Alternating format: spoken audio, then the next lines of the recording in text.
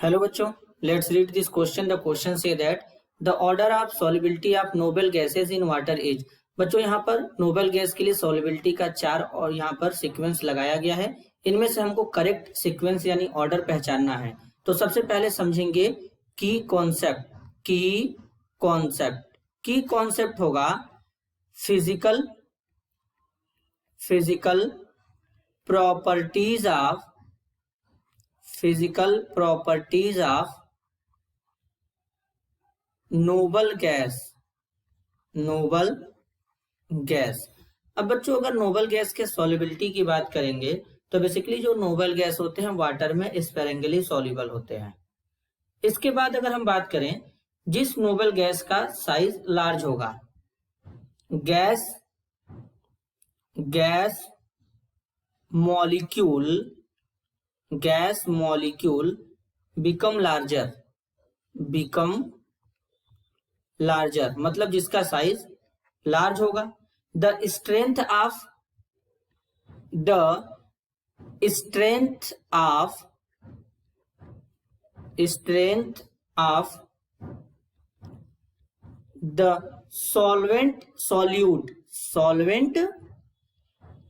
Solute यानी इस case में क्या होगा, सॉल्वेंट और सॉल्यूट का इंटरेक्शन जो होगा, interaction due to London dispersion force,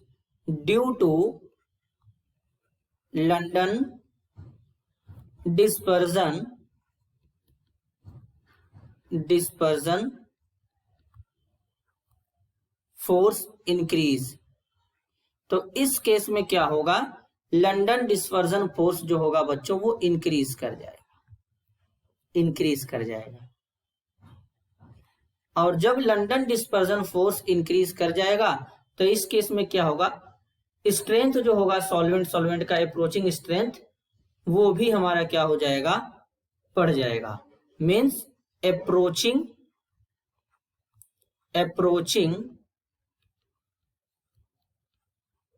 the strength of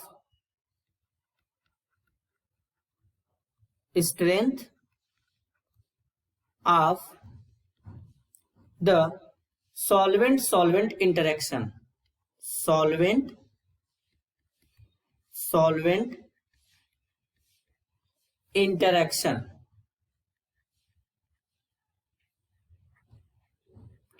तो अब इस केस में क्या होगा, इस केस में बच्चों मोस्ट सॉल्युबल गैस जो होगा वो जिनॉन होगा और लीस्ट सॉल्युबल गैस जो होगा हीलियम होगा। तो इसके लिए अगर हम एक करेक्ट ऑर्डर की बात करेंगे तो जिनॉन का सॉल्युबिलिटी ज्यादा होगा सबसे, देन क्रिप्टन का कम हो जाएगा, आर्गन का उससे कम हो जाएगा, नियॉन का उससे कम हो जाएगा और हीलियम का सबसे कम होगा, क्योंकि यहाँ पर सबसे लार्जर गैस मॉलिक्यूल कौन होगा, जिनॉन होगा। तो अब इस तरीके का ऑर्डर कहाँ पे शो हो रहा है, इस तरीके का ऑर्डर शो हो रहा है ऑप्शन 4 में। Xenon is greater than krypton is greater than argon is greater than neon is greater than helium. तो इस क्वेश्चन के लिए करेक्ट सॉल्युबिलिटी का ऑर्डर होगा option D. This is your answer. I hope you understood it well. All the best.